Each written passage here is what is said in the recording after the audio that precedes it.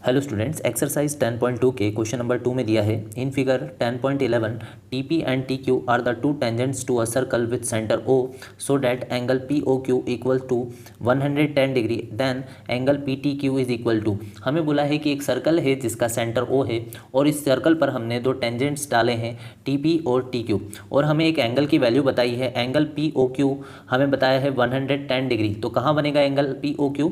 Angle POQ मतलब हमें O angle की वैल्यू दी है और ये वैल्यू हमें दी है 110 डिग्री और हमसे एंगल PTQ की वैल्यू पूछी है। एंगल PTQ मतलब हमसे T एंगल पूछा है। ठीक है, तो करते हैं इस क्वेश्चन को। सबसे पहले आप गिवन लिख दें। एक एंगल आपके पास में है angle POQ equals to 110 degree, ये आपके पास में है।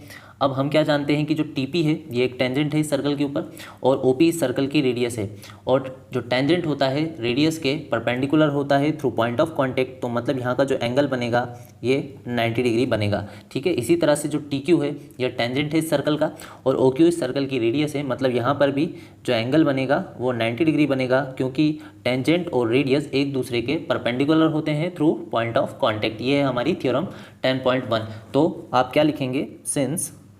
Since OP is perpendicular to TP। ठीक है, OP रेडियस है और TP टेंजेंट है, तो आप लिखेंगे OP is perpendicular to TP and इधर से क्या लिख सकते हैं? OQ is perpendicular to TQ। OQ is perpendicular to TQ और क्यों परपेंडिकुलर हैं तो रीज़न में आप लिखेंगे tangent to a circle is perpendicular to radius through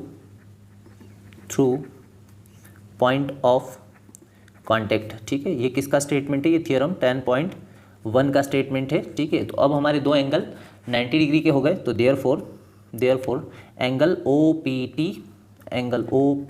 equals to 90 degree and angle OQT ये भी हमारा हो जाएगा, एंगल OQT ये भी हो जाएगा 90 डिग्री। ठीक है, अब अगर हम ध्यान से देखें तो OPTQ ये क्वाड्रिलेटरल बन रहा है क्योंकि इसमें कितनी साइड्स आ रही हैं? 4 साइड्स हैं। कौन कौन सी? OP, PT, TQ और OQ। ये क्वाड्रिलेटरल बन रहा है और उसमें 4 एंगल भी हैं। एक एंगल P है, एक T है, एक Q है और एक O है। ठीक है, तो हम जानते हैं जो क्वाड्रिलेटरल होता है उसके इंटीरियर एंगल का जो सम होता है वो 360 होता है। उसी प्रॉपर्टी का हम यूज़ करेंगे। ठीक है, तो क्या लिखें? इन क्वाड्रिलेटरल का नाम डालेंगे आप OPTQ। ठीक है, इन क्वाड्रिलेटरल OPTQ। अब चारों एंगल्स का हम सम लेंगे। सबसे पहला एंगल हम O ले लेते हैं, तो उसको लिखेंगे कैसे? POQ, एंगल POQ प्लस अब हम एंगल P ले लेते हैं, उसको लिखेंगे हम एंगल OPT। ठीक है, एंगल OPT। तो यहाँ पर हमने P एंगल लिया है जो सेंटर में आ रहा है, यहाँ पर हमने O लिया था। ठीक है, अब हम ले लेते हैं Q एंगल, लिखेंगे कैसे? Angle OQT, angle OQT plus जो हमें चाहिए एंगल, हमें T एंगल चाहिए, तो हम लिखेंगे एंगल PTQ, एंगल PTQ। और ये चारों एंगल का जो सम है किसके बराबर होगा?